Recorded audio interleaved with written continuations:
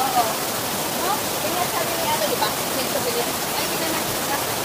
Accessible, pero ayaw pa naman yung gawin. Ang inaano ko lang yung balik. Sabi agad, hindi maganda yung goal. Kulinaw yun.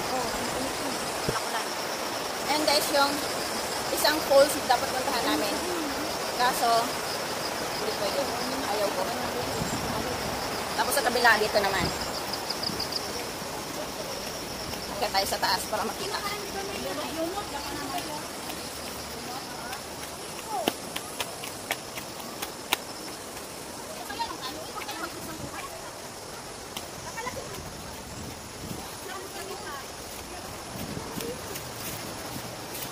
Ito yata yung brides, tapos yun yung mirror. Right yung mirror eh. Yan. Patan mo mo, grabe. Milky, milky. So dito dapat kami. Pero dahil sa lakas ng current ng tubig, hindi kami magte-take ng rest. Para lang malapitan yan. Never, never. See you again next time.